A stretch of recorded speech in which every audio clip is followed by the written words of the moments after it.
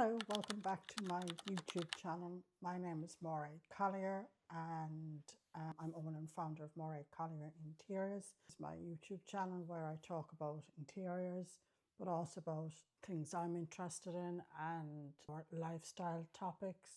Today, I'm just going to talk you through three of the things that I tend to do post-Christmas that sort of sets me up in some way for next Christmas.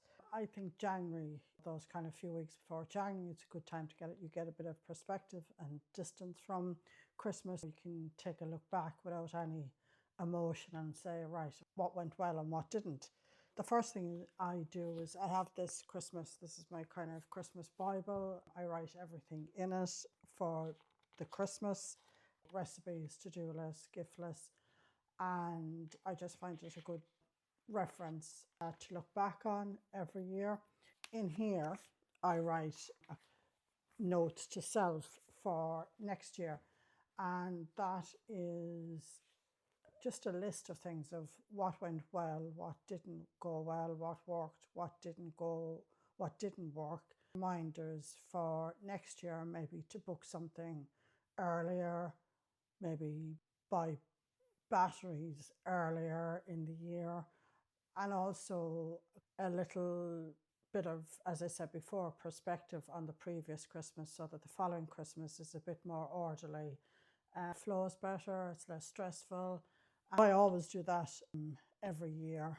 And then the next thing I do is Christmas cards.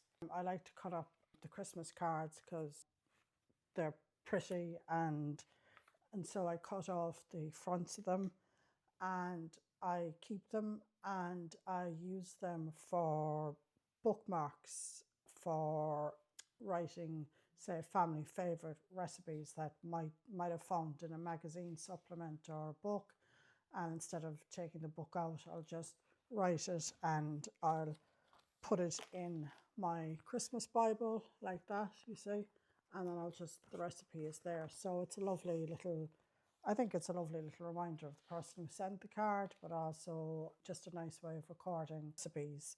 Here is one of Delia's Christmas books, and this is bookmarked with one of the Christmas card fronts, and I just like using up rather than putting them straight into recycle. I also use them as menu cards, so if I'm having some party or maybe friends round, then I can just write out the prep menu for me, and it just sort of gives me an idea of what's coming and what I need to do. Use them as thank you cards, particularly when the kids were younger, and they'd send thank you cards to friends and family for the gifts. Then I use them for that, and then I just keep them.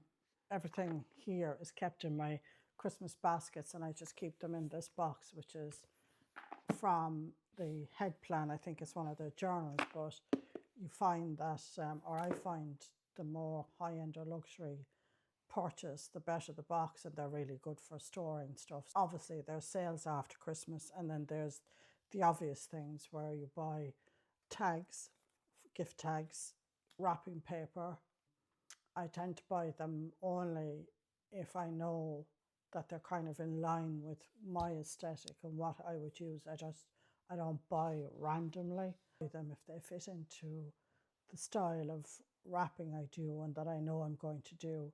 So, and that goes the same for wrapping paper and for gift tags. Likewise for Christmas cards, I'll only buy them if I like them or I think that they just fit my aesthetic and my style.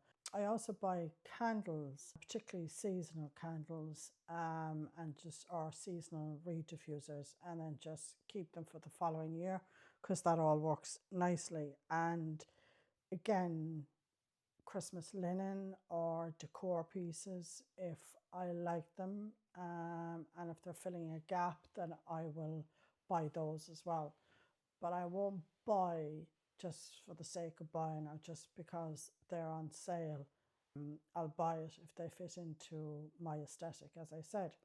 Yeah, so they're the top three or top level things I tend to do post-Christmas to kind of get me a little head start on next Christmas and set up. I hope you liked it. I hope you found it useful. If you did, let me know in the comments, and thank you for watching as always, much appreciated, and I'll see you in the next one, and bye for now.